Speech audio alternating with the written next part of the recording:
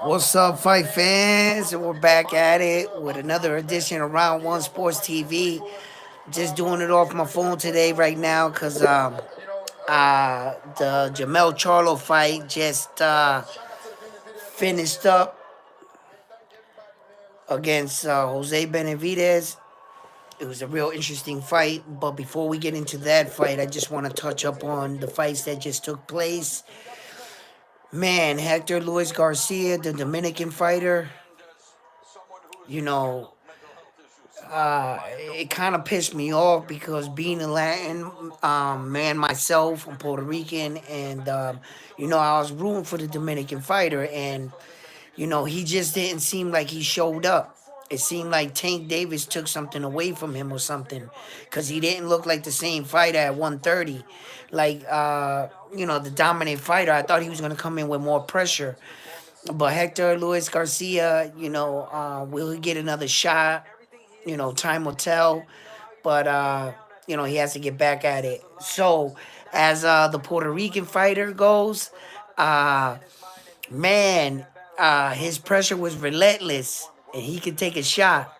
So he looked impressive tonight. Shouts out to Puerto Rico. You know what I'm saying? First title defense. That was great. So Jamal Charlo. Listen, David Benavidez came to fight, and it shows when you're not weight drained, right? You're able to take a better shot. Now that goes to show that Jose Benavidez, when he fought Terrence Crawford at 147 pounds, he was cutting a lot of weight, and he wasn't able to take Terrence Crawford's punches. But now he fights a much bigger, stronger, and a harder puncher fighter in Jamal Charlo, and he was able to take his punch all 10 rounds. It just goes to show you that weight cutting is a real thing. And Jose Benavidez, in this performance right here, I can honestly say that his punches look straighter, they look sharper. He was game tonight. He was game. He lost the majority of the rounds. I gave him 2 rounds out of the fight. He lost the majority of the rounds, but he made it a fight. He made it a fight. Listen, okay, I want you to really take this into consideration, what Jose Benavidez just did, okay? We just asked Jamel Charlo, the other twin, to jump up 3 weight divisions to fight Saul Canelo Alvarez, and that weight jump was only from 154 pounds to 168, right? Okay, so that's 14 pounds, right? 14, 13 pounds. What you just asked Jose Benavidez to do was to jump up 23 pounds. Hey, well, the highest he fought was at 147, but he's really a 140 fighter, okay? And Jamal Charlo came in tonight. He missed weight, so he missed weight at 166, right? And Jose Benavidez weighed in at 161 and a half.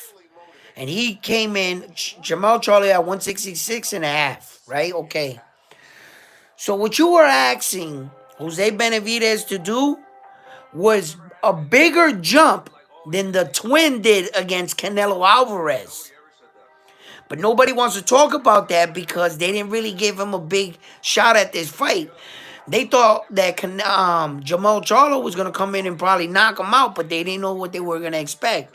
By the way, Jamal Charlo looked good, and this was the kind of fight he needed to come out. A guy that was going to really stand in front of him and test him. And that was really good performance. Hats off to Jose Benavidez. It really goes to show you when you're not cutting weight like that, you're able to take some bigger punches. As we all know in boxing, right, the way you get knocked out, right, I can explain it to you. Okay, if you dehydrate, right, and they used to dehydrate and weight cut like the night before or the night of the fight. They used to do it. They don't do that anymore, right?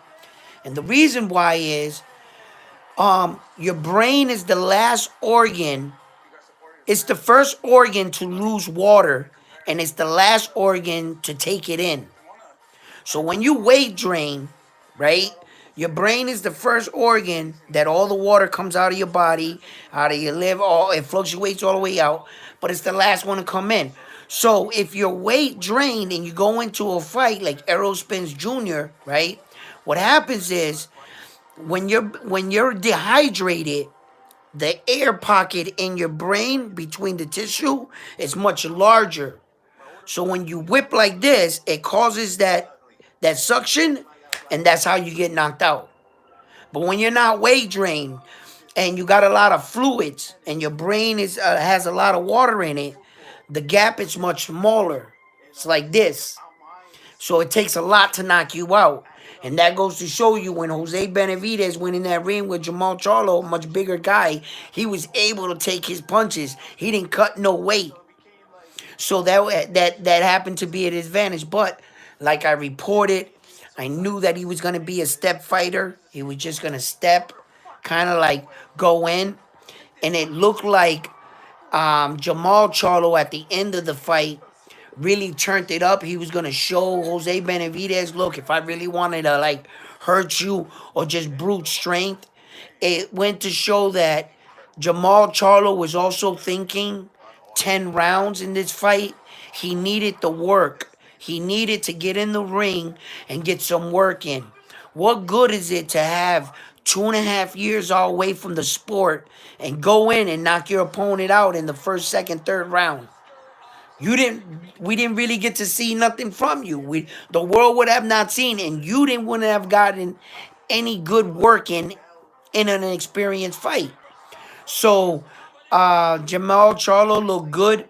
You know, he looked better than I thought. And like I always said, you know, I always feel that, and I always thought that he's the better fighter from the two twins.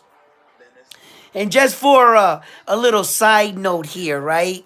Just in case you didn't notice this, but out of the Benavidez brothers and the Charlo brothers that they've been at each other's throats for years, just now the two older brothers went toe to toe. The older brother Jose Benavidez and the older brother from the Charlo twins. They just they just fought. So that rivalry is gonna keep going. I think the little brother is gonna wanna, but to tell you the truth, that's why I say that the older brother, Jamel Charlo and Jamal Charlo, the one that just fought right now, I believe would have gave Canelo Alvarez a better fight. And so don't many boxing fans believe that he was the one that should have fought Saul Canelo Alvarez.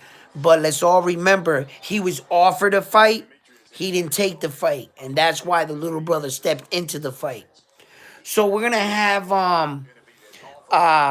David Benavidez, the monster, and Demetris Boo Boo Andre. Demetris Andre looks good. He looks strong. He looks sharp.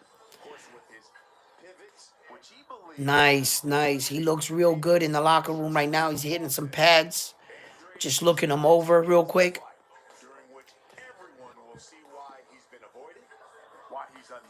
He looks really good right now. You know. You know. But we're gonna see what his opponent looks like. David the Monster Benavidez. You know, they don't call him the monster for nothing.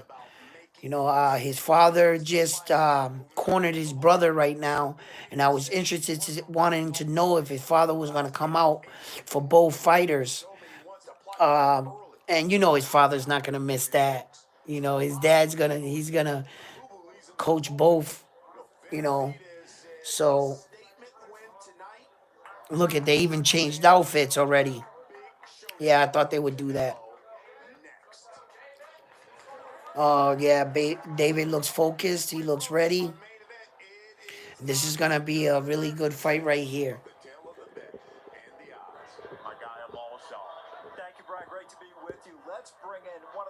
knowledgeable people in all of boxing. That's Steve Farhood. Steve, you've got an interesting prop bet tonight. I think that's got some tremendous value.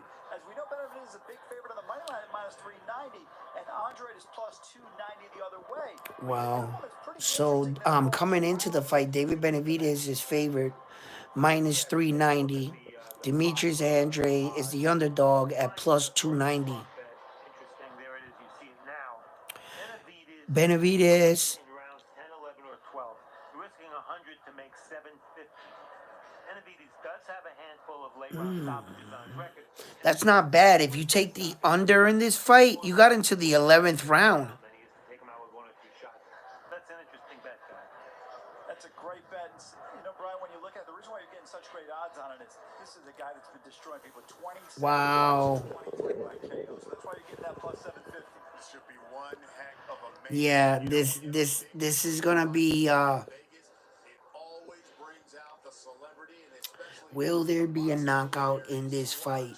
That's the case here tonight. Michel Rivera, he fought earlier tonight, got himself a victory. And speaking of the 140-pound division, another young man in the audience here tonight taking in the action, Brandon Lee, who we've seen a number of times on Showtime. So Michel Rivera did fight tonight. And then champions at 140. He won. Michel Rivera, congratulations on the victory.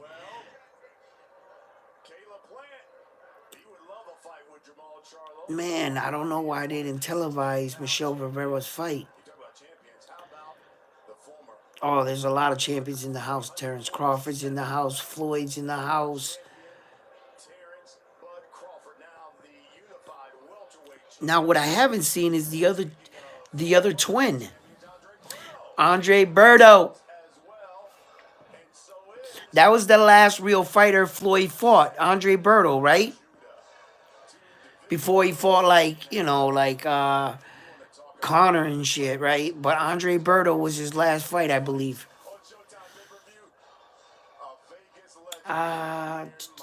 Yeah, I'm not wrong in that. Andre Berto. There he is. Floyd. Can't deny him. You can hate him. You don't have to like him. But you gotta respect him, man. You gotta respect him.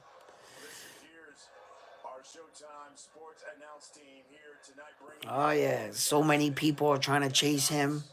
He set the bar so high that, in a way, it's good for boxing. In a way, Floyd hurt boxing. Not everybody wants to put their undefeated record on the line now, right? Because everybody wants to retire undefeated, And then at some point in their career, they've realized how hard that it really is, to do. Right now, Terrence Crawford is in a real interesting, unique situation because now where does Terrence Crawford go from here? He's going to get a lot of bad criticism and backlash. Watch if he doesn't right away fight the young Jaron Boots Ennis, who was just upgraded to Terrence Crawford's IBF 147-pound title. So now if Terrence Crawford doesn't fight him, what are they going to say? Terrence Crawford's ducking Jaron Boots Ennis. That's what they're going to say. Same shit they said about Canelo Alvarez, right? Listen, Canelo Alvarez is only one man. He can't fight everybody. He can't fight everybody you want him to fight. But I tell you what, he has fought everybody. He has all 4 belts right now. So, a lot of people can say what they want about him, but he's only one man, bro. And they're always going to say that there's another person. You got to remember in boxing, when you set your level of what you believe your fighter should be, you got to knock that shit off and stop thinking that every fighter's Superman. You know what I'm saying? There's always an expression you've heard when you in the fight game. If you think you're the best fighter in the world, just wait, because here comes that man. There's always going to be somebody that can beat you. And that's why they say the expression, styles make fights, right? Okay. Styles make fights. Sometimes it's not appealing for you to take that fight and that style. Not every fighter in the world is Superman. He can just dominate every fighter at will. that kind of opponent may give you, and maybe you might not want to take that fight. That's up to you. That's you protecting your career. You know what I'm saying? And there's things that come with the sport of boxing other than just boxing. There's business decisions, and there's decisions that also, your management and, you know, sometimes it's not good to take that kind of fight. But there's not many fighters in the world that said yes to every single fight, every single opponent. There's no Superman. There's somebody that's close in their own division. There has been people in their division for many years that people have ducked them, but people said that Triple G was the most dangerous man on the planet, and Canelo Alvarez fought him 3 times. But yet Canelo's ducking everybody, people like, and he's really not, but he's just been through the fire and he took all the fights, even the fights he didn't want to take. Shit, when you're that high in your career, you should be able to make business decisions and money fights, bro, and not be criticized. But everybody wants to judge every fighter on the same level, and you can't do that. You can't do that. Some men are more established than others, So, entering the ring here right now. Demetris Boo Boo Andre is coming in. He looks calm. He looks relaxed. I could that much I could say about Demetris Andre leading up into the fight, the post conferences, all the media on YouTube, wherever I've seen him, he doesn't look nervous to me. He looks relaxed. It doesn't look like the moment's too big for him. It looks like he's embraced this, that he knows that, look, this is where I want to be. This is where I need to be right now. And Demetrius Andre right now is, you know, he's entering the ring right now. I want to see, like, his face and his overall appearance. I've seen him this afternoon.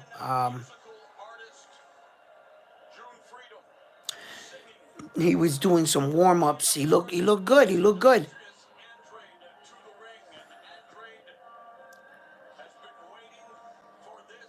See, that's the one thing about boxing, right? In boxing, if you have a title, right, no matter what weight you won the title in, it's your right if you want to bring the title with you to your next fight or to the ring. So Demetrius Andre is walking into the ring right now, right? And he's got a lot of belts, and you're gonna see that, right? That doesn't mean that he has all those belts in this weight division, because he doesn't have any belts.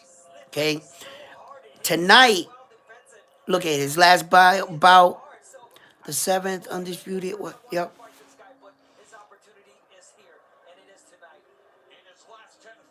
Okay.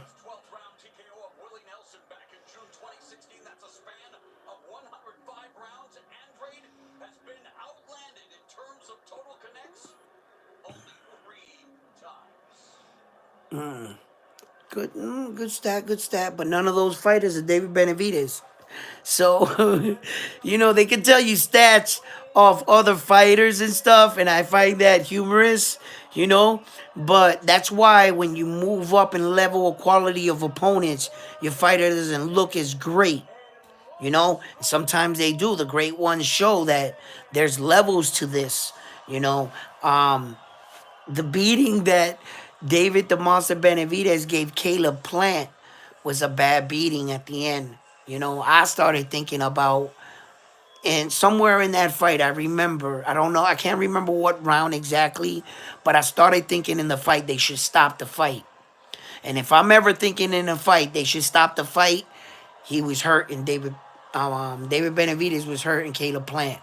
And I remember that moment thinking that they might want to stop this fight, because it wasn't being competitive anymore. He was hitting him with some monster shots. Here comes David the Monster Benavidez to the ring. He's got like a gorilla suit on, like a gorilla jacket, like he's a beast. He's a gorilla. Look at him. I gotta admit, David Benavidez in his last two fights he looked really, really, really good. He's looked really good in his last two fights. Like his physique,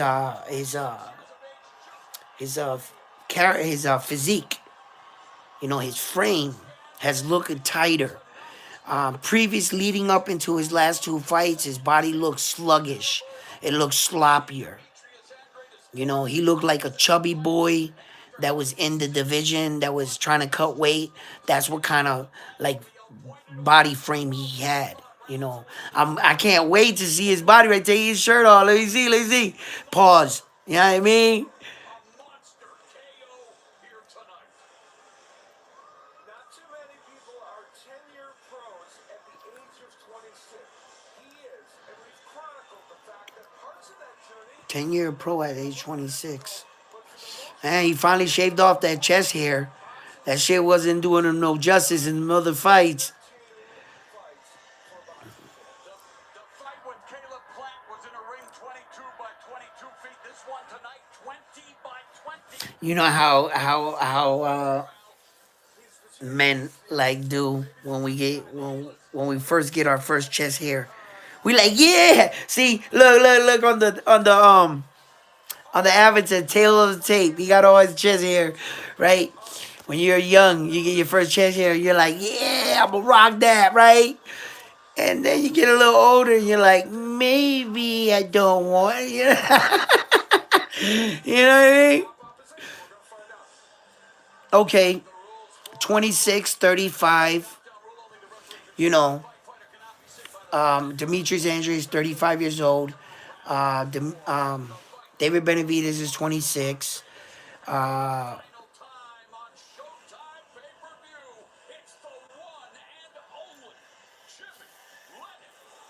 Demetris Andrea has a 59% knockout ratio, and he has a 73-inch arm reach. David Benavidez has a 74-inch arm reach, 74.5-inch arm reach.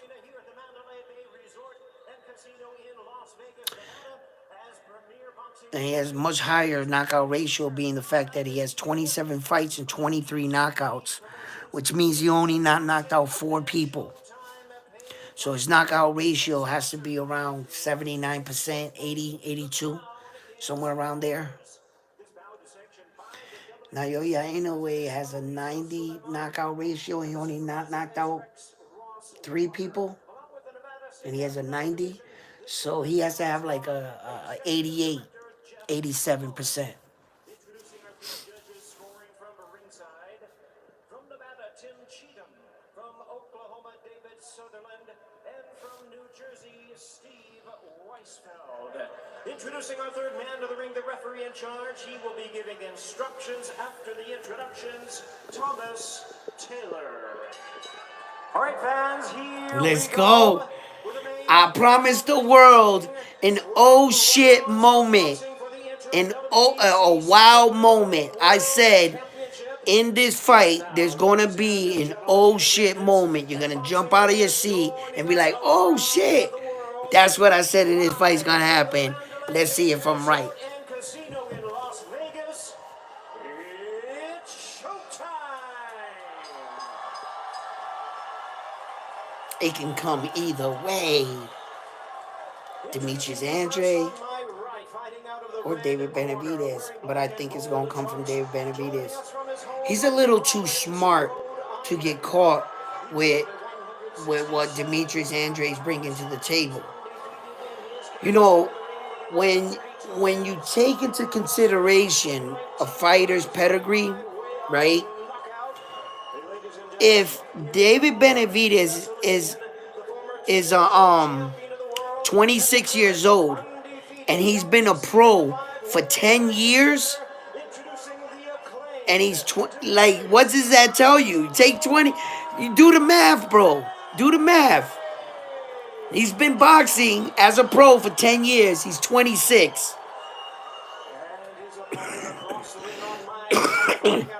He's been around, is what I'm saying. David Benavidez has been around. And he has a lot of boxing experience.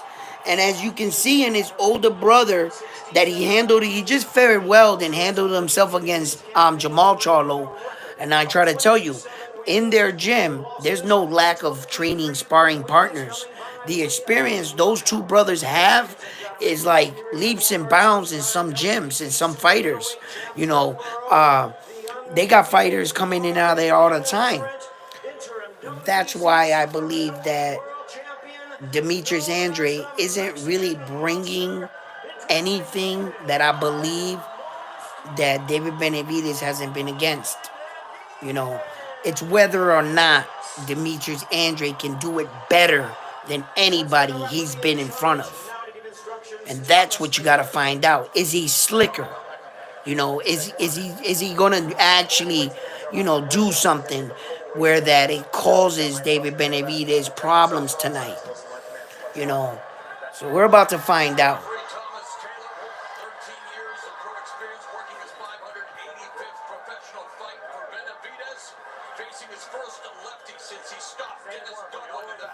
Yeah, and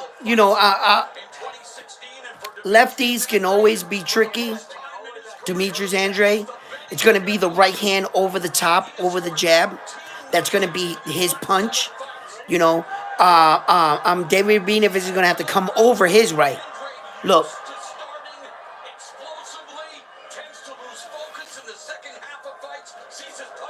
Oh, Demetris Andre still looked like a little wild in the beginning already.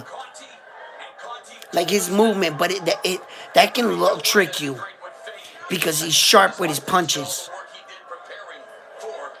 Because he is sharp with his punches.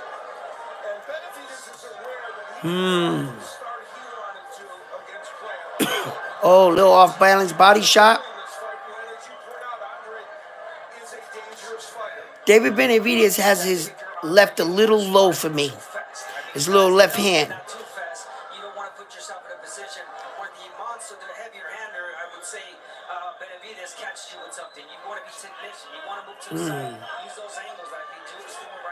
Nice.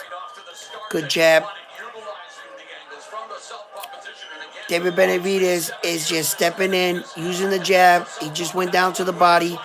And Demetris Andrea is just circling to the right, trying to stay out of his power, going down to the body. And both fighters, they're both, you could see right away that they're both intelligent. Neither of them are overextending on punches. Both of them are very, very cautious, aware of. Ooh, there it is. Over the right hand, right over the top. That's where.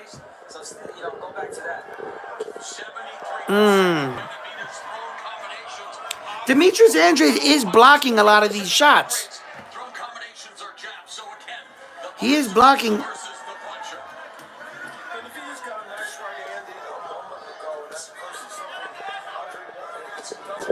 Nice. Andre is going to the body pretty good.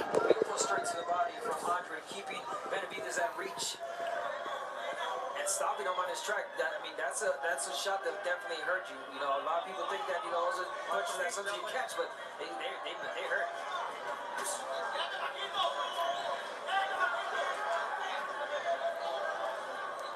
And you can see David Benavidez is real aware of punches coming in.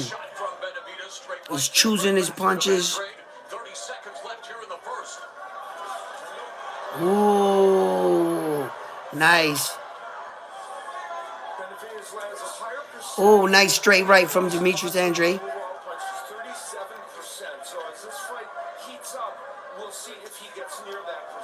David Benavidez is attacking the body.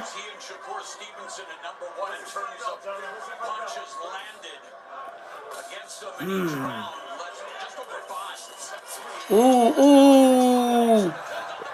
You see, Demetris Andrea, what he does exceptionally well, he knows how to evade. He uses his waist really good. Now, if David Benavidez can watch that when he sets his feet, the problem with evading fighters, when they evade, their feet are still planted. If you can lunge forward right? The first two punches you throw are not the punches you want. Those are just to get you close enough for him to lock up while he's evading going backwards. And then when he tries it, what he's gonna do is he's gonna like a slingshot. He's gonna try to come up forward. You have an opportunity to go up with the uppercut, or you could try to hit him with the hook, depending on how much far he was going back. And if you saw that he was going back, you gotta time it. You gotta time it. See what he does. Trained by his father, Paul. Benavidez trained by his father, Jose. Demetris Andrea going downstairs to the body, upstairs again to the body. And what I also wanted to see where was how good was David Benavidez on his feet. Look at his feet. He still has that lazy step in the back that is kind of like unorthodox. Demetris Andrea is showing him that he's not here to be bullied. He's trying to bully David Benavidez right now.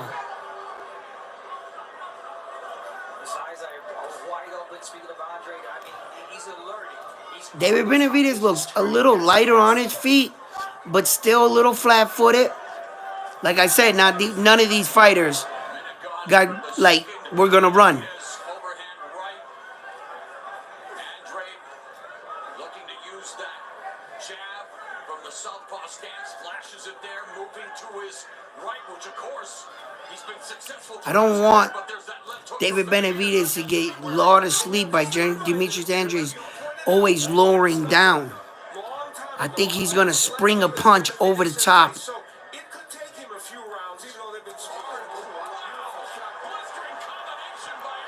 Nice combination.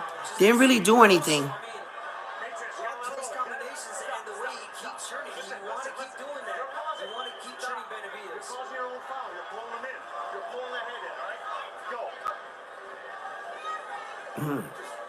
He was warned for punching behind the head.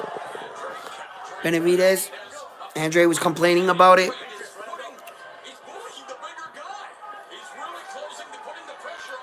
He is putting a lot of pressure on David Benavidez.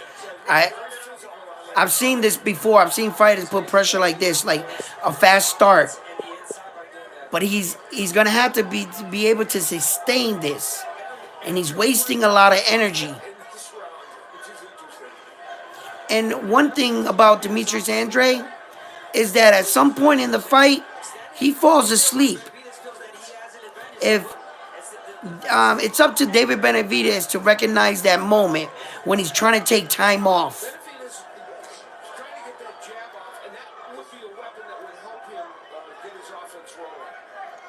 David Benavidez is on the hunt now.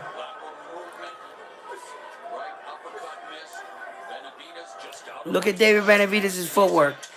The range he wants to be, where he's able to deliver those incredible dazzling combinations, unable to do so thus far here against Andre. Good start for Andre. He's still got a little work to go on that, but he's got the basics down. All he needs is the basics, right? You're doing well. You're doing well. That's when you get to hit him. When you go to your left. Let me get a little faster like that. Stay calm. That's a good job. Good job. Good. Breathe nice and deep. Want a little more water? Keep touching. Well, there was this awkward action in the last round, but it is kind of action that it surprises us. Wow. As well put out, it's Andre kind of bullying Benavidez. Yeah, he is. He's there. He's not trying. He's showing him. Yeah, I'm not scared of you. I'm here to fight. Demetris Andrea is really like.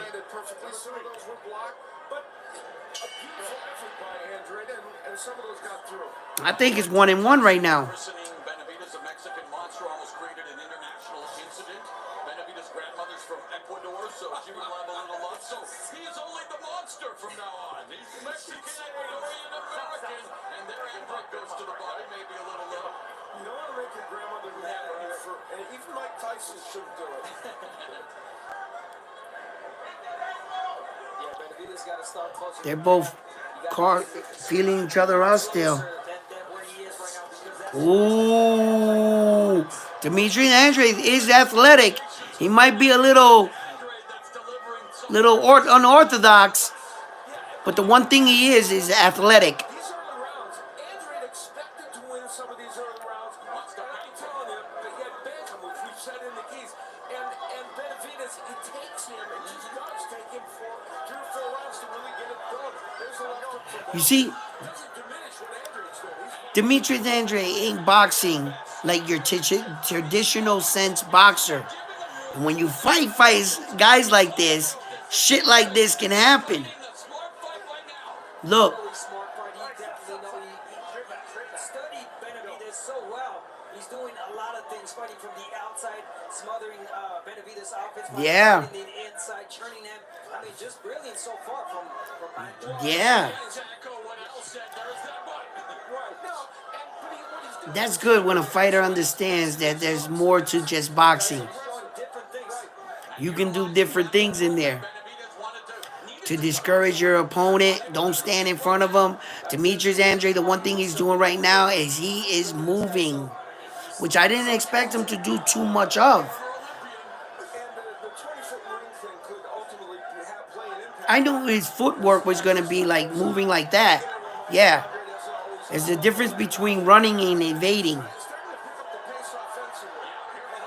Here comes David Benavidez in the later part of the round. He's coming on strong now. Now Benavidez weathered the storm. Now it's his turn. Here we go. He's got Demetris Andrea backing up. And he's going down. Oh, and he's throwing some hard punches. And Demetris Andrea is still taking steps back. Still taking steps back. I think he threw a lot. All that evading. It takes a lot out of you. And this is where I mean, these moments right here, when he takes time off in the fight, that's exactly what I'm talking about. David Benavidez needs to recognize, see, and then he opens up again. Demetris Andrea now took a little time off, got his little, and then closed that round strong. What is the last thing that the judges saw? They saw Demetris Andrea punching him up against the rope. That's the last impression that the judges saw. Right? So that comes with experience right there. That, Demetris Andrea knew what he had to do in that last closing segment of the third round. And I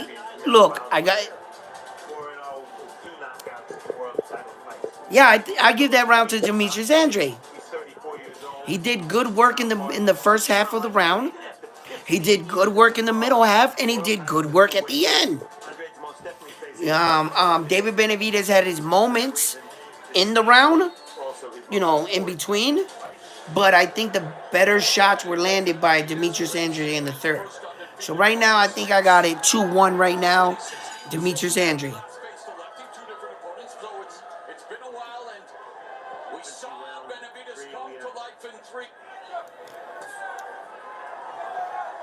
So the third round by far the best. Benavidez, and that was incidental. Incidental? I don't think that was that low. I didn't think it was either, to be honest. Not that bad. Even Taylor saying, hey, wait a minute, don't sell it. I'm not buying what you're selling here. Incidental. It's all right. Stay there. Good? All right. Good. Stay right here. Ready? Thomas Taylor was a bit skeptical. Incidental body shot, okay. It looked like he was affected by that low blow a little more than. Now we're back to the fight, and again, Benavidez trying to close that gap, trying to go back to himself, the bully, the monster. And he's trying to bully right now, Demetris Andrea. Demetris Andrea, he needs a little bit more space on his punches. He's getting smothered. He needs to take just a step back. And he's getting a little desperate, and he's just whipping punches. He's got to take something off of his punches. And the way you take a rest is that you kind of pot shot your opponent, but at the same time, giving some offense. not just giving the rounds away. Change your speed up like that, just like he's doing now. He's changed now, he's doing it. There you go, Andre. Change your speed up. He keeps turning Benavidez. There you go. See? Just like that. Go up to the body, calm yourself, grab your composure. This fight is one punch for And David Benavidez is just walking forward, right? What he's doing is trying to get a reaction out of Demetris Andrea and getting him to unload and putting his guard up and letting Demetris Andrea unload all his punches. That's what he's trying to do. He's just trying to forward pressure and see if Demetris Andrea would take the bait. Right now he's showing us that he's so effective at the double triple jab. What Demetris Andrea's got to do, circle out, go to the body.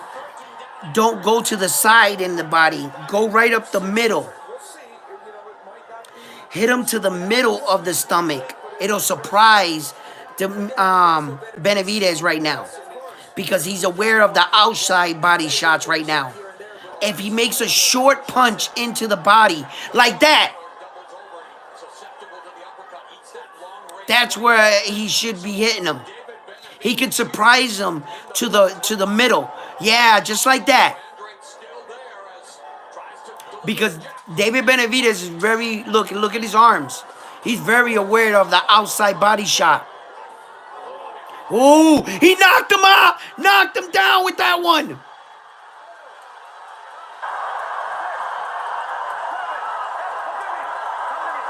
Oh, he hurt him. He hurt him. That's the first time he's been down. Oh, third time. I mean, yeah. Oh yeah, he was knocked down in the first round, and he was knocked down in the 7th round. In previous fights, Demetris Andrea, yeah.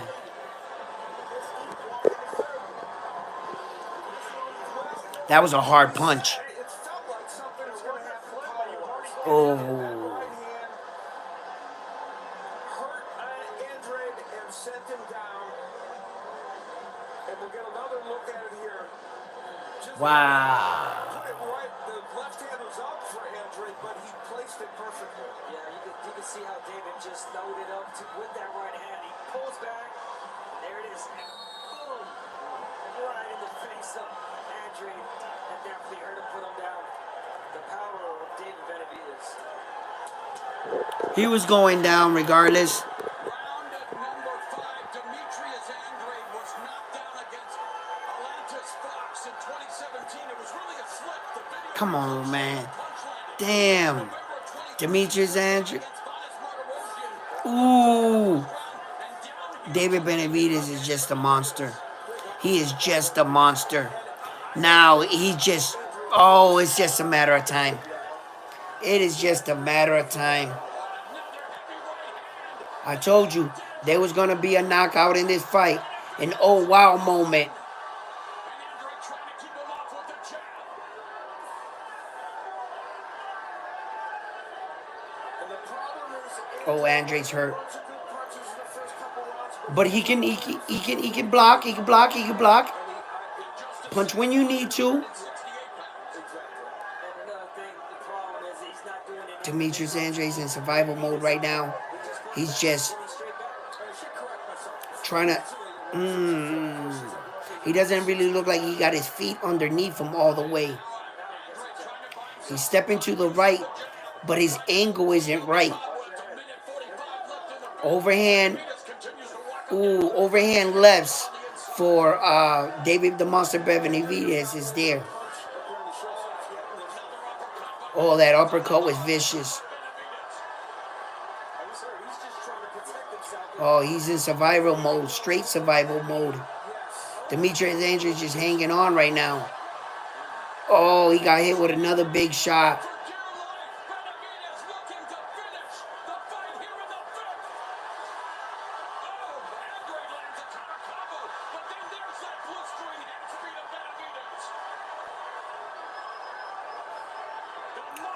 And this is where the weight advantage and the size advantage comes into factor too.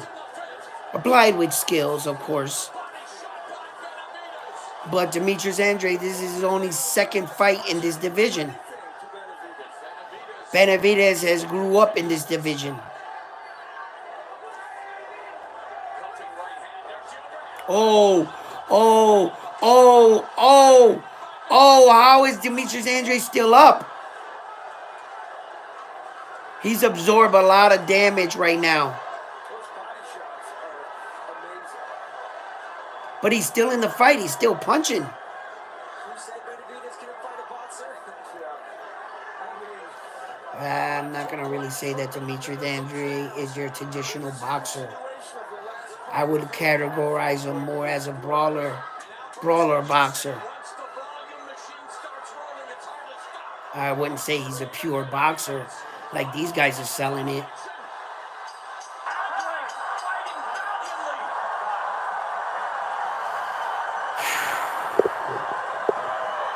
How much more can Demetris Andrea take?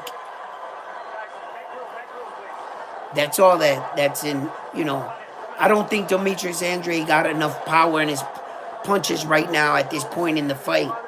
I think that David Benavidez has sapped out all of his power. He might have a little power still in the tank, but I don't think much. I think David Benavidez has sapped out all his powers right now. He's in full control of the fight. It's just a matter of time right now. If Demetris Andrea doesn't start showing me something, you might want to start to think about just packing this fight up, live to fight another day. Demetris Andrea, he's still a great fighter. He's 35 years of age, but he's still got some big fights still left in him. You might want to save your fight from himself. Oh, they're checking on him now. Yeah, those are my same questions. He doesn't look good. He doesn't look good. And sometimes fighters are too tough for themselves. Let's see if he's still in the fight. Don't stand in front of him. I think he said, we're going to have to stop this if we keep doing it. I may have misheard. I don't know, but it seemed like that. Stop. Time. Right here. He's gotten a lot of time here. He's a veteran. Yeah, because he's been on a page out of Diego Corrales' playbook in the classic in this very building in 2005. Yeah, he's tired and exhausted. He needs a break. He was throwing too many hard punches in the early rounds. He allowed the anxiety in the fight. And you got to think, 12 rounds, man. If the knockout comes, it comes. Don't go in thinking knockout. Go thinking fight first. Knockout second. Because the knockout can come at any time. You should never go into a fight saying, I'm going to go in there trying to knock him out. It's not a good. You can walk into something. Especially if things are not going the way you want. David Benavidez is in full control of this fight. He has Demetris Andrea backing up. Demetris Andrea needs a second win. And I don't think that David Benavidez is going to allow him. He just ripped him with a monster body shot that took out the rest of the air that Demetris Andrea was trying to accumulate in the round. All the time he took off in the round to try to get that air, with that punch, he just took it right out of him. There's no power behind his punches right now. He zapped out all that power. David Benavidez knows this. There's a right uppercut on the inside by Andre. Doesn't even bother Benavidez. A minute left in the sixth. And unlike some fighters, Benavidez will not abandon his body attack. I wouldn't be shocked if a body punch was the one that sent Andre down if Andre goes down again. Oh! Fucking Demetris Andrea! Getting a second win. But that's it. That's it. That's it. He got his little spurt. He got a little spurt. I knew it. I knew it. He just, that's when a fighter just unloads his last little bit because, he wanted to see if he can hit the home run. Once David Benavidez got past that,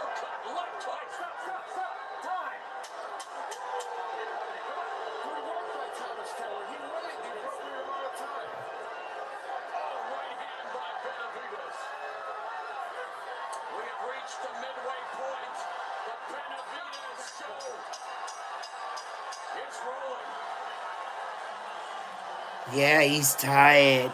Demetris Andrea is exhausted. He is exhausted. I cannot see another round like that. Guys, I won't let another round go like that.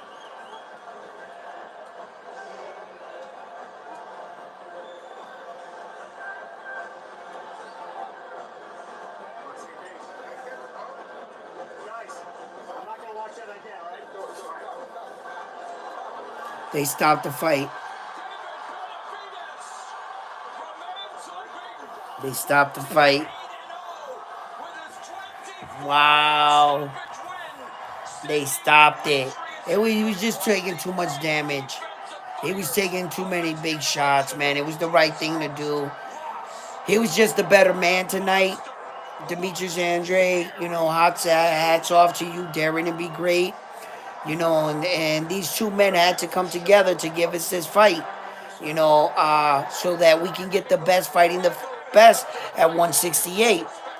Now let's see what happens from here. David the Monster Benavidez, Demetris Andrea, two of the top guys in the division. Just took each other to a big fight. So one got eliminated. So now look, where can Canelo Alvarez go from here?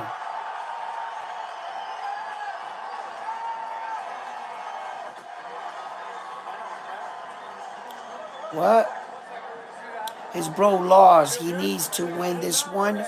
Oh, these are late messages. Great breakdown, bro.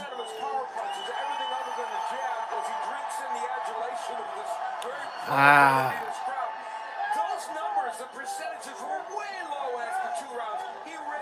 Who you talking? Well, yeah. The David, the Monster Benavidez, he was going to win this fight, because he ain't going to let the family down. His brother just lost.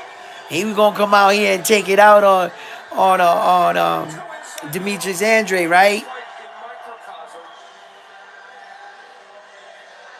Bro, if I could say your name correctly, I would say it. And I don't want to mess it up.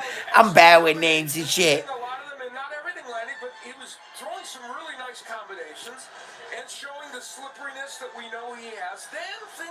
Canelo next, man. Everybody says that, right? Listen, how many times have we been down this road and David Benavidez and a lot of other fighters have been saying Canelo next, Canelo this, right? And it seems like Canelo just does whatever the fuck he wants right now, which I'm cool with. Right? Because the man he's a Hall of Famer. He's established himself. It pisses fighters off, yes. Should he be fighting the best fighters? Yes. Or if not, why are you in the sport, right? But I get it. Yo, what is the benefits of being an undisputed champion like Saul Canelo Alvarez and being almost having 60 fights if at some point in your career you can't cherry pick? What the fuck is the benefit of being you know what I'm saying, that kind of champion? You know what I'm saying? So, is Canelo next?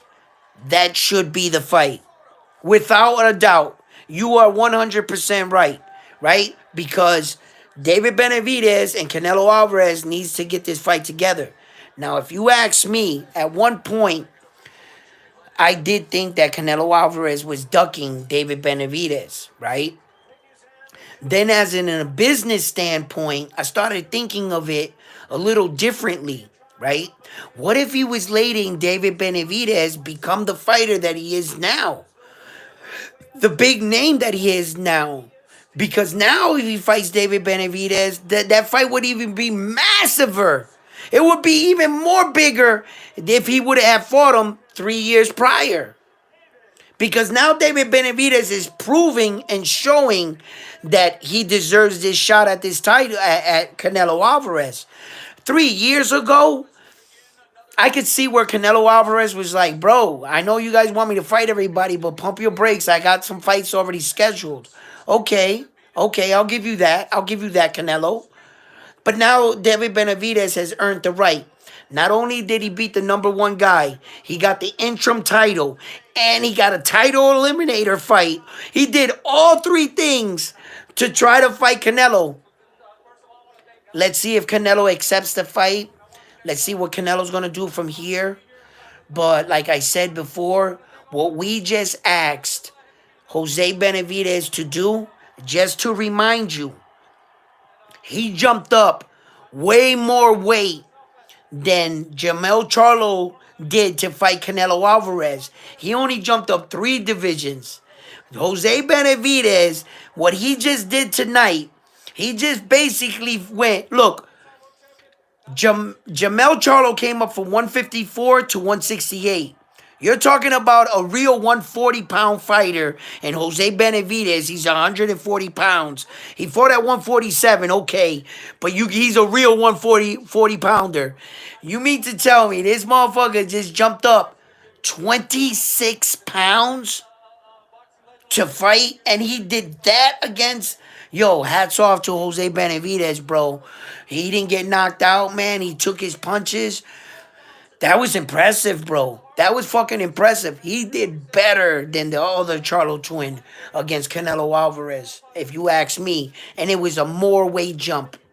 It was a bigger weight jump for Jose Benavidez tonight. And it was impressive. It was impressive. He held his own. But it goes to show you, you know, David Benavidez, the monster, he's more than ready to fight Saul Canelo Alvarez. That's just going to be such a mega fight, you know.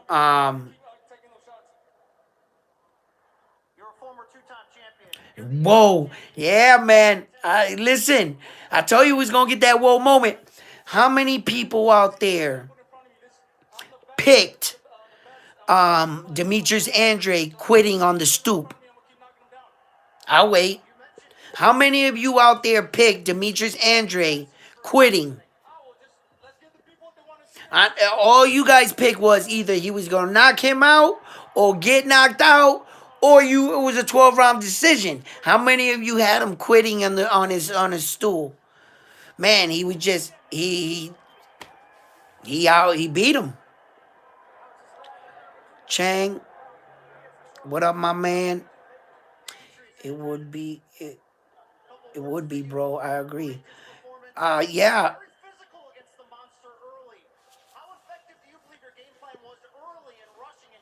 Terrence Crawford, TC. Terrence Crawford, you don't even have to think about that fight with Canelo Alvarez, because that was all hype YouTube shit, right? That, like, you know, people just threw that out there. But there's a press conference, if you haven't seen it, that Canelo Alvarez 100% shot that shit down, that it would never happen. You know what I'm saying? He's basically telling the world, please don't disrespect me and think that even a much smaller guy like Terrence Crawford, Jamel Charlo was at least 154. You're asking Terrence Crawford, which is much smaller at 147, to jump all the way up and fight him at 168. It's just ridiculous. So Saul Canelo Alvarez was like, please don't embarrass me by putting his name with mine. He's a great champion, and he takes nothing from him, but let him stay in his division. And I'm doing Saul Canelo Alvarez shit in my division, is basically what he said. So that fight is never going to happen. You know, you have a better chance of Tank Davis fighting that Japanese superstar Naoya Inoue. You have a better chance of that fight happening than Saul Canelo Alvarez fighting Terrence Crawford. Both fighters in their upper 30s, which Terrence Crawford gonna be like 36. Get the fuck out of here. He ain't jumping up no three weight divisions. You crazy. Yeah, that it'll just never happen. I had David Benavidez knocking him out in round 7 and 9. Yup. Might be too much for Terrence Crawford. Agreed.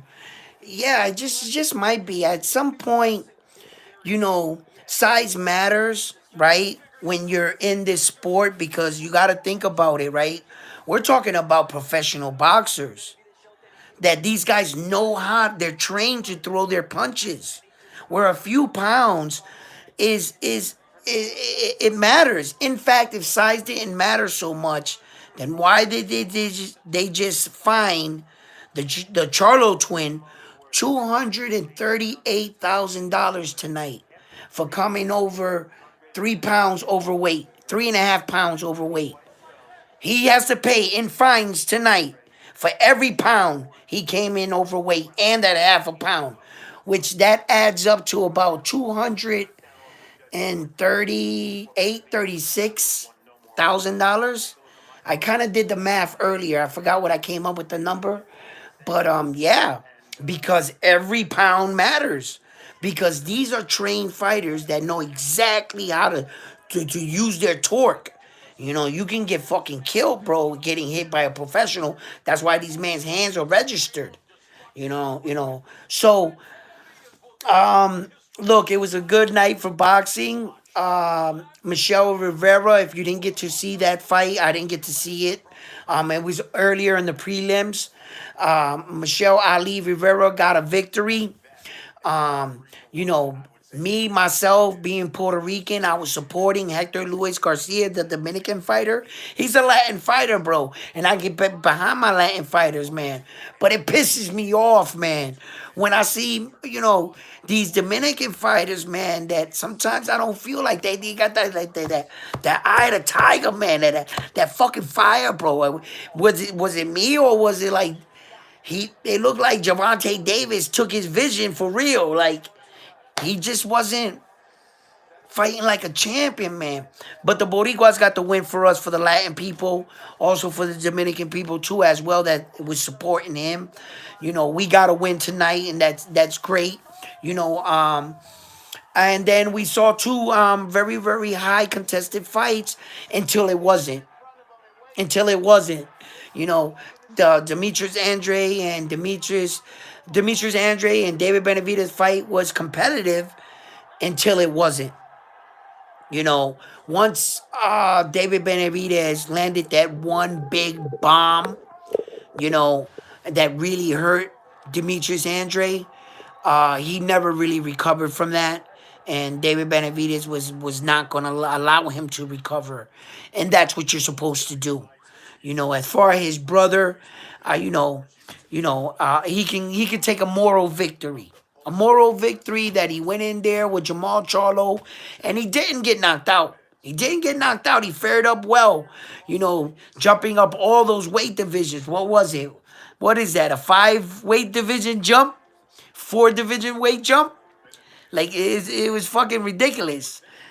So uh it was about a four division weight jump, if you come to think about it, because they're gonna technically count him from 147, which they're not supposed to, because Jose was not a real 147 pounder. He fought Terrence Crawford, and Terrence Crawford's the only man that dropped him. So, and he went in there tonight and held his own against Jamal Charlo and didn't get dropped. So that was very, very, very impressive. And he did better for being a small man than the Charlo twins brother did against Saul Canelo Alvarez. So I give Jose a lot. And when you're coming off an injury of being shot in the leg the way he has like this little metal rod thing in his leg, whatever it is, you kind of think that, oh, yeah.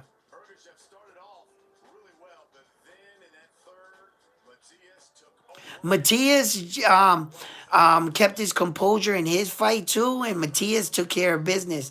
The Puerto Rican fighter was very, very, very strong win, and I'm happy for him right now. Sky's the limit for the kid. His first title defense, at 140. Which see Matias right now is a good fight for the 140 division because we have a big fight in the 140. Regis Prograis and Devin Haney. Devin Haney is entering the 140 division, and can he handle the resilience of a fighter like a Matia? Matias was not your typical stylish boxer, but he hits hard, and it doesn't look like he hits hard. And what he does is he has a great chin, and he'll sit there and let you hit him with those shots until he gets his. As we can see tonight, he went in against another power puncher, in which I don't think Devin Haney possesses more power than either of those fighters. You see, but Devin Haney has more skill than both of them, I believe. But sometimes that forward pressure and that skill will take, that relentless attack will beat the skill. It'll wear it down. It'll chop it down in like a tree sometimes. So yeah, man. What's up? All right, all right. He didn't want to no more. Brian Campbell, and Steve Fuller, plus He didn't want no more of that smoke. Look, Ryan Custer, saying good night. the 140 division is about to really get some superstars in there right now. It seems like everybody that's in the 135 is gradually starting to move up to the 140, and which is real good because it's going to give fighters like Medea big opportunity and guys with big names in the ring with them. We also got Teofimo Lopez in the 140, which he's the WBO champion. He beat Josh Taylor. Okay, now all these belts are scattered throughout the division, and Mateo Taylor and Regis Prograis and all these guys got shots at belts because of the fact that Josh Taylor was stripped of all the belts. No one actually beat him until Teofimo Lopez beat him. Now, Teofimo Lopez is going through some personal life things right now, where that his kid's mother is trying to take him to court and take him to the cleaners for all his money. So he doesn't want to get in there and fight real quick because she's entitled to that money too. So until his divorce is final, it's affecting his boxing career. So just in case you didn't know that, that's exactly what's happening to Tio right now. So Tio's there, Matia's there, Devin Haney just arrived. Regis Prograis is still there. You got, what was the other guy's name there? And listen, right now, look, I just want to point this out before I'm going to wrap this up. It was an amazing night of boxing. I enjoyed it tonight. I just want to point something right now. Ryan Garcia is scheduled to fight very soon, right? I forgot the date. It's like next month or something like that. Ryan Garcia, right? Can anybody help me with that? Does anybody know when Ryan Garcia fights? Can't wait for the December 26th Monster. Listen, we all can't wait for that shit, bro. Listen, that's the man right there. Now, yo, yeah, anyway, but Ryan Garcia talked all that shit about Tank Davis and about him being a mega superstar and selling fights because he has that all that YouTube sensation shit. Right now, the Ryan Garcia fight, there's still tickets available for that. It's not even sold out. Had Tank Davis scheduled a fight right now and you would be looking tickets for that fight this late into the fight, this close to the fight, there would be absolutely no tickets left for that fight. It just goes to show you that YouTube shit doesn't always transition over into ticket sales into boxing. Where that Ryan Garcia's fight right now is being reported that it's not even sold out. There are plenty of tickets for that fight left. But right now, I dare you to go try to buy a ticket to the Naoya Inoue Tapales fight for December 26th. That fight They just got the venue for that about a month and a half ago. All right. And the ticket sales go on for that fight right there. It's done. First day, sold out. You're not going to be able to find a ticket. If you didn't have a ticket for that fight, don't book a flight to Japan because you're not getting in. All right? Ain't no way. And Ryan Garcia has all that TikTok, YouTube sensation shit. And his fight, he's having trouble selling tickets to his fight. But according to him, if you let him tell it, oh, I'm the one that sold all those tickets against me and Tank Davis. Bullshit. Tank Davis sold those tickets.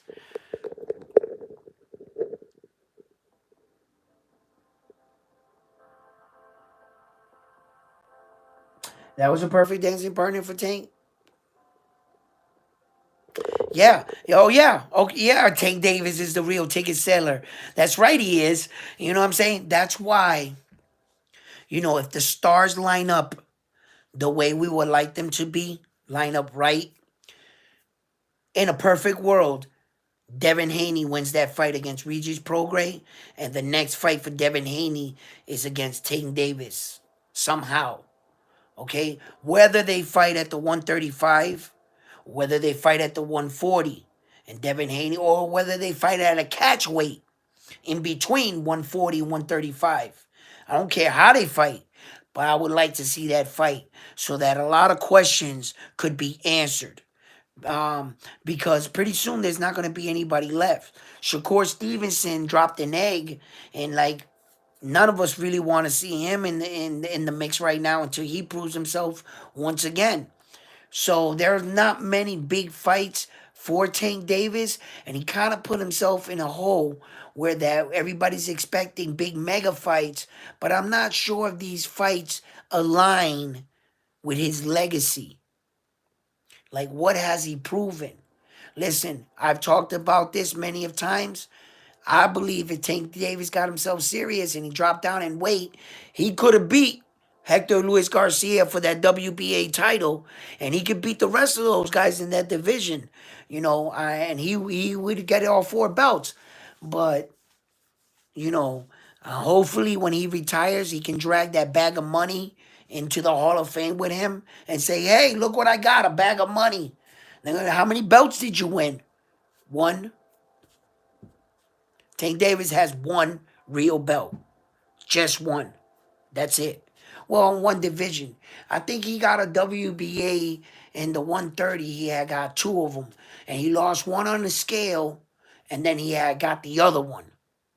Like he went and got the IBF, and then he won the WBA at 130.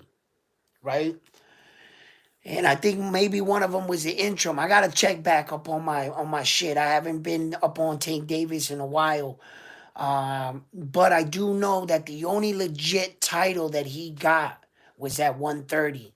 The one at 135 and the one at 140 were both interim titles.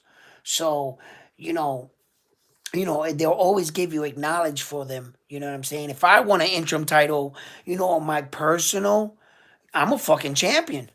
This is the best belt in the whole fucking planet. You couldn't tell me shit, right? But if I'm being honest and I'm keeping it 100, interim titles are interim titles and world titles are world titles. That's it. You have a piece of a championship though. You're a champion because you technically do have a piece of a championship. So I'm gonna give them a champion's credit. Anybody that won an interim title and walked up to me, I'm gonna call you champ because nigga, you a champ. You know what I mean? You're just not the champion. You got to be the champion. You got to beat the man who is the man to be called the man. You feel what I'm putting down? So that's the shit that sucks too. I want to see Tank fight a real top. All right. Here's the debate on that. Okay. The thing is, Tank Davis has been fighting great a level of opponents. Okay. As a matter of fact, if you think about this, Tank Davis has fought some of the top level Mexican fighters they have. Mario Barrios came into that fight against Tank Davis undefeated. Okay? Julio Sena Cruz Jr., he's a Hall of Famer. 3 division world champion, that Mexican dude. Tank Davis knocked him out brutally. Okay? Pitbull Cruz, another Mexican fighter. Okay? Tank Davis has fought a lot of top guys. They might not be household names or celebrities, because keep it in mind, right, that there's only so many fighters in boxing that got really, really giant names. Okay? Everybody else is just like either right there or below it. That's it. Okay? So Tank Davis, as far as fighting the top guys in his division, the only 2 guys that I cannot give him credit for not fighting until right now is Vasil High-Tech Lomachenko and Devin Haney. Those are the only 2 135 pounders that since he's been at 135, he has not fought. Other than that, Tank Davis, who else was at 135 at the time? Teofimo Lopez was at 135 and he didn't get an opportunity to fight him. Ryan Garcia was at 135, but he was fairly young. So he didn't really have the name yet at that time before they fought. Then he fought him, then he beat him. Okay? Then Teofimo Lopez moved up. And then Shakur Stevenson is just coming into the division. So this is Shakur Stevenson's what? This is his 2nd fight at 135, right? So, I wasn't really counting Shakur Stevenson. You can throw Shakur Stevenson if you want to against Tank. I think that would be a mistake, right? I think Shakur Stevenson is not on the level of Tank as when it comes to the slickness and power as evading. He might be better than Tank. Tank is hit with a lot of shots, but Tank knows how to take one to give one, and that's what Tank's about. They don't call him Tank for nothing. He got that big ass fucking melon. That dude can take a punch, and he can give a punch. So I think that Tank Davis, uh,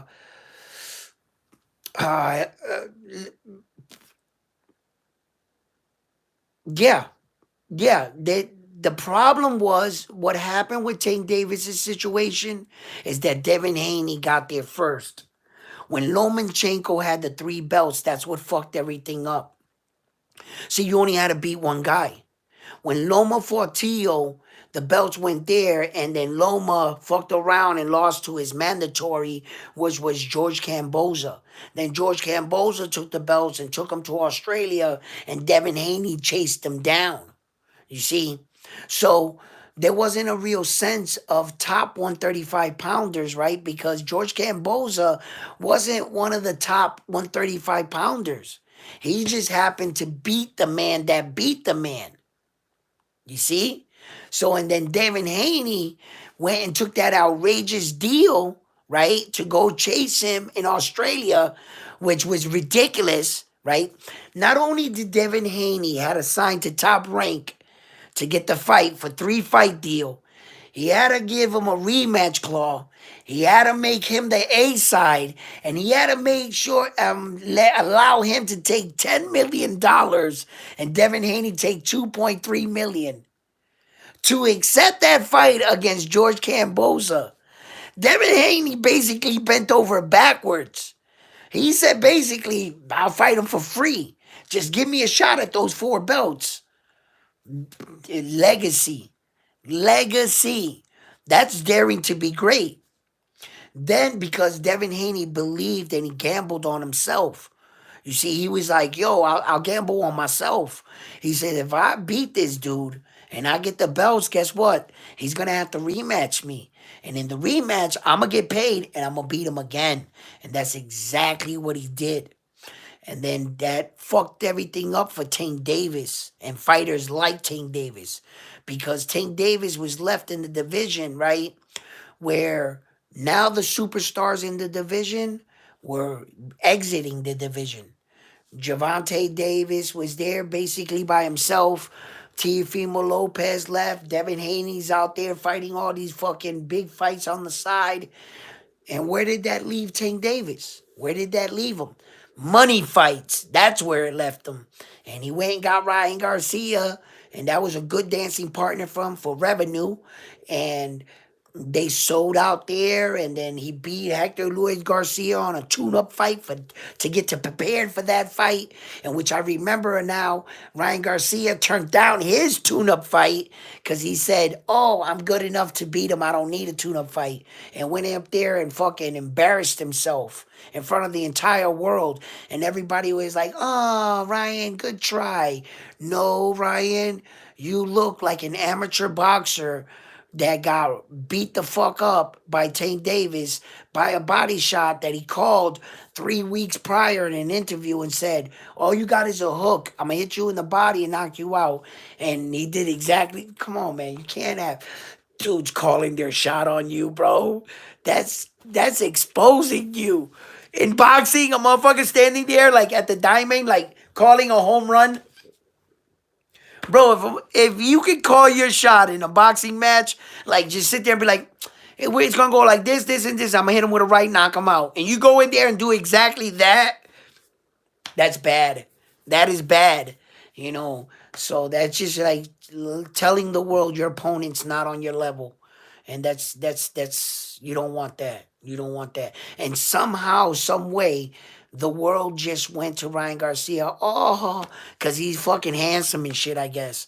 You know, he's a pretty nigga. So they're just like, oh, Ryan, oh, no. You know, because to tell you the truth, in reality, what, you know, real boxing, uh, Tank called his shot and he exposed Ryan for the fighter he's not. In reality, that's the truth. That's the truth. You know, but Tank Davis, I want to see him back in the ring. But tonight was a great night of boxing. David Benavidez really put himself uh on you know, on a pedal right now. He's like at the forefront. He's the number one guy at 168. There's no more Canelo Alvarez can really say or do. You know, what I'm gonna warn you right now. I'm gonna warn you. For the people that will watch this video, this might happen. I'm gonna let you know right now. Canelo Alvarez can take another mandatory from one of the other sanctioning bodies. Depending who's in line to for Canelo Alvarez, what I believe he just pleased the IBF, and I think he had a title defense for the WBA. I gotta go check this out. You know, I have a lot of fights in my head, you know, and time has been going on, and I haven't checked this out. But I don't know what I forgot what the order was for his mandatories. Who's first? Who's second? Who's third? I believe right now the WBC has to honor their mandatory, in which makes it David Benavidez. You know, one of the loopholes in boxing, he can honor a fight with the WBO, but if he honors a fight with the WBO and the WBC was first in line, they can strip you for your belt if you honor that one first because you didn't honor theirs first. You understand how that works? Meaning, like, okay, let's say that he had to honor the WBA first, okay, and he go ahead and fights the WBO number one mandatory first. The WBA is in their legal right to strip him because he has to fight that one first before fulfilling theirs. You know, it's a good thing. It looks good around your waist when you have all four, but you have to take on all the bullshit that comes with and the responsibility of having all four belts, as Terrence Crawford is finding out right now firsthand, and they're stripping him of his IBF title, which shit, didn't he just win that shit? Didn't he just whoop Errol Spence Jr.'s butt? How the hell are they stripping him so fast? It's because they did the numbers and they calculated When would it be the next time they saw a dollar from Terrence Crawford? It would be roughly between 2.5 years to almost 3 years if they leave him with the belt. They're not going to see a penny from that man for almost 2.5 years going on to 3 years. And he's 36 years old. You put 2.5 more years on him, you would have had that IBF belt held in the division and not got any money from it, and he would retire. And the IBF would have not gotten paid at all. And Terrence Crawford wouldn't do anything with those belts. Because if you do the math, check it out. He has a rematch clause with Errol Spence Jr. They agreed to 154.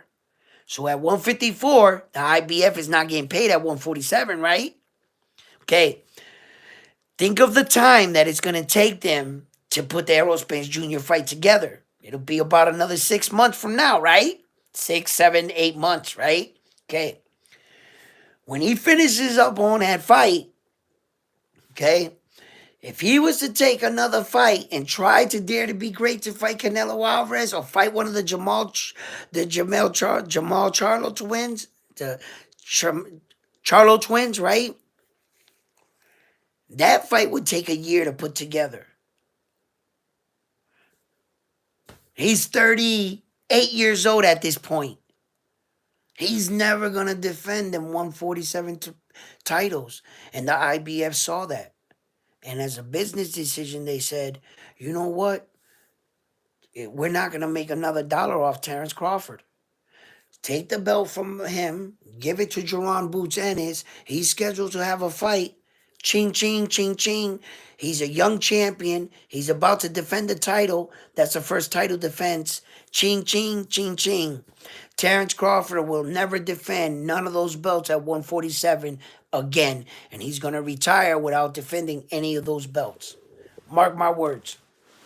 And then on top of this, keep that same energy that you, all of your fighting fans, not you guys that are watching, or, if you're not on this, then this is not towards you.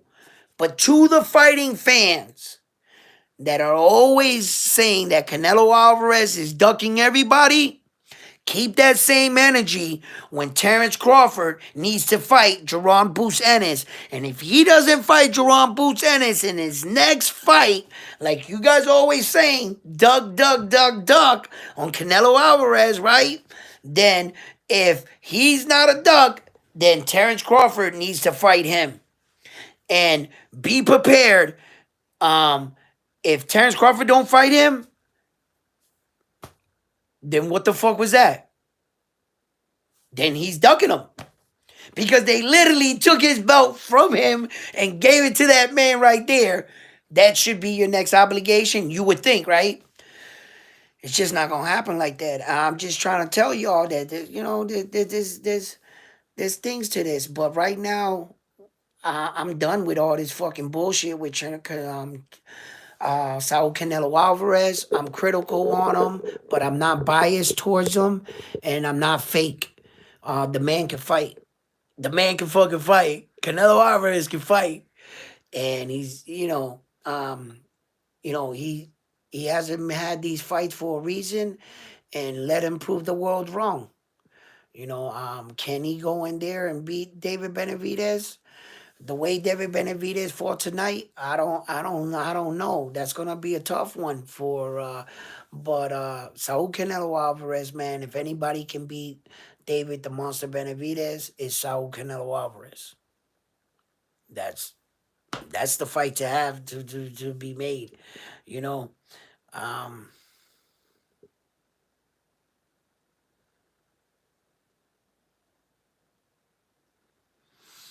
Thanks a lot, man, for you guys watching, supporting the channel. Chang, what's up? All right, what's up? Listen, man, guys, yeah, it's been a good night of boxing. There's a lot happening right now, but I just want you guys, before I let you guys go, um, yeah, it's always business as usual, you know. Um, Look, the boxing this year has given us a lot of great fights. Let's just keep in mind that 2003 hasn't even ended, right? And we've seen Saul Canelo Alvarez fight, Terrence Crawford fight, Earl Spence Jr. fight. And we got Tank Davis fought twice. He fought Ryan Garcia. He fought Luis Hector Garcia.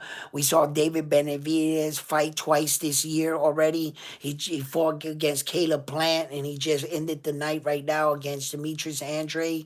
You know, we saw Anthony Joshua fight this year. We saw Tyson Fury fight Francis Ngannou. That was an amazing fight too, as well. We saw the Charlo twins fight, on both of them in this calendar year. We saw the Japanese superstar fight twice this year. We have seen some big, big, big fights in one calendar year. And I can't remember a year in the past 20 years of this many good boxing matches. Sometimes when you hear the business aspects and the stripping of the belts, bro, don't allow that shit to discourage you. You know what I'm saying? Support boxing, support seeing the best fighting the best, and getting moments like this and fights like this. And this is what I like. I like to see this. It answered a lot of questions. There were a lot of fighting people right now coming into this David Benavidez Demetris Andrea fight that were saying that Demetris Andrea was just gonna shock the world today. And that they didn't see how David Benavidez was even going to fare up against Demetrius Andre, and that Demetrius Andre was just going to be too much for him. And there were boxing fans that thought that way. And this answered a lot of questions, and it showed that David Benavidez is ready. He's more than ready for the challenge right now against Saul Canelo Alvarez, and I think that the fight has built up into its anticipation more than enough. It's exceeded it. So that's the fight to be made. That's the fight that's next. I don't see any other avenues for Saul, and I don't see anywhere else David Benavidez is gonna go from here. There's no one else left. There's no one else. It's just them two now. So hopefully they get it on. They get past through all this. And it was a great night of boxing. Thank you for tuning in. Yeah, good night, bro, man. See you guys. Love you guys. And like always, I'm on to the next one. Peace.